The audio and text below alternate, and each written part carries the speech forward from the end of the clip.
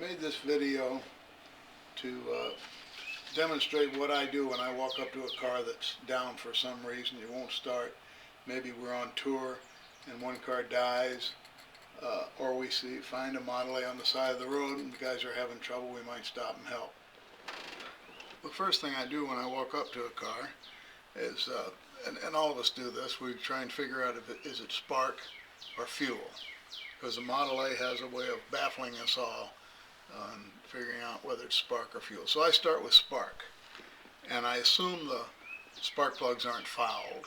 If the car was running good before it went down, unless it was backfiring or something, the spark plugs are probably good. But if they aren't, if you take one out and it's black and fuzzy, then clean it off with a wire brush, and then take some little tool and scrape the carbon out of the inside annulus there, and that's all you have to do to clean a spark plug.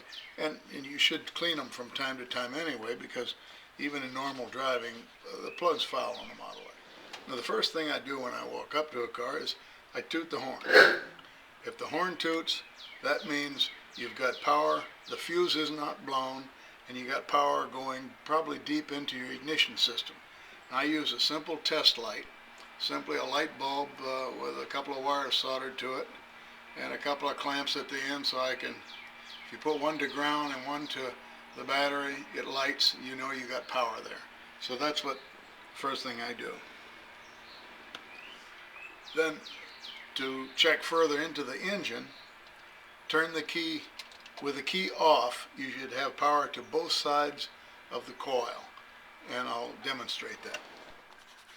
Now, with my test light grounded here and the other lead here, I touch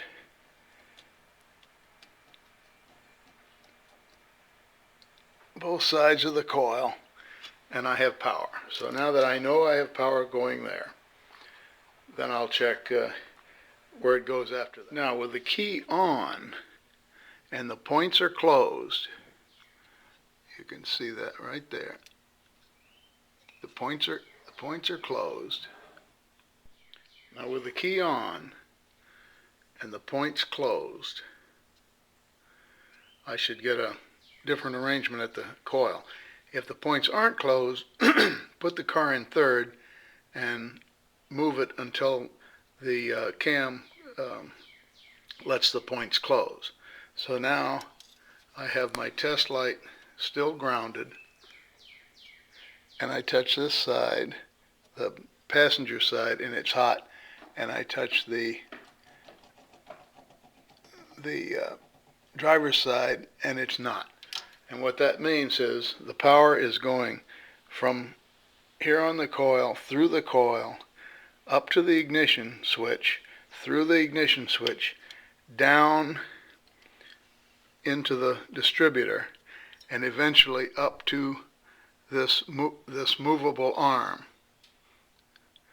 And since that's grounded, this is not hot. That side of the coil is not hot. So the coil is seeing ground on this side, and it's hot on this side. And that's as things should be.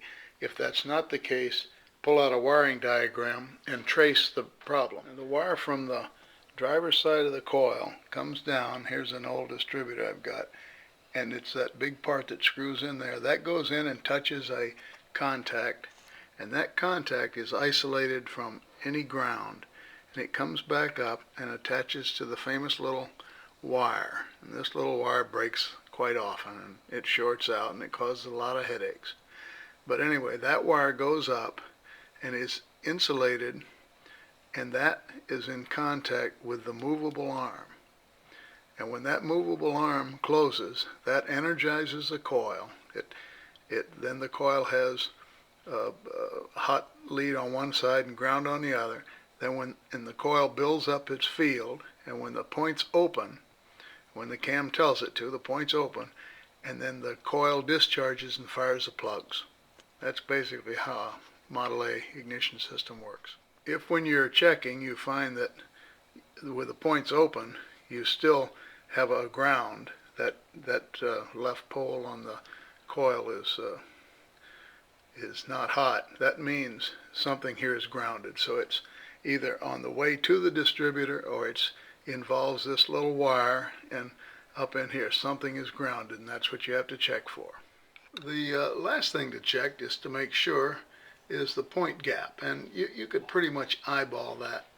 If make sure the points are sitting on top of the cam, and then look at the gap, and you can eyeball 20 thousandths or 15 thousandths, as long as it's not closed up to just a sliver, because as that that block wears, the points do tend to close up, but that's after a lot of miles. The other thing to check is make sure your points aren't dirty. A good trick is to take a business card and, with the points closed, just slide it between the two and clean them. Sometimes when a car sits overnight, they'll get a little damp and dirty and won't make good contact. The other problem is, and it's hard to find, is the ignition switch. If that's a bad one, cars have been towed in because people couldn't find out. But with this method, you should be able to determine if your ignition switch is not making contact. Better also check the movable point arm. The base of it may be touching the cam, and if that's the case, that will short out that system rather than the points, and your car won't start. If so far everything looks good, then your ignition system is probably not the culprit. If you do have to get into the distributor, your culprit's probably the little wire that attaches a movable plate to the lower plate. Now, to check that little wire, you have to take the cam off, and that means you lose your timing. But if you're on the road, I've seen it done, kind of eyeball just where the cam is when you take it off, and put the cam back exactly where you got it. Now, that won't be perfect, but it'll probably be good enough to get you home, and then you won't have to retime the car. Now, on the fuel side, the easiest thing to do is loosen the cap and listen to see if it hisses.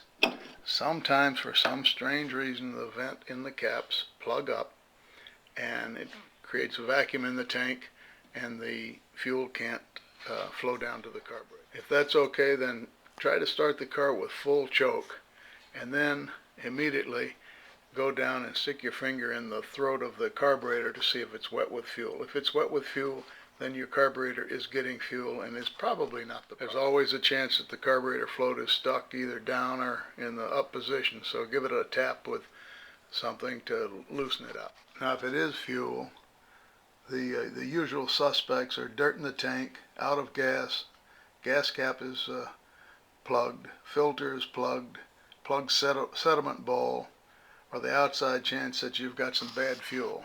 That doesn't happen very often. Good luck.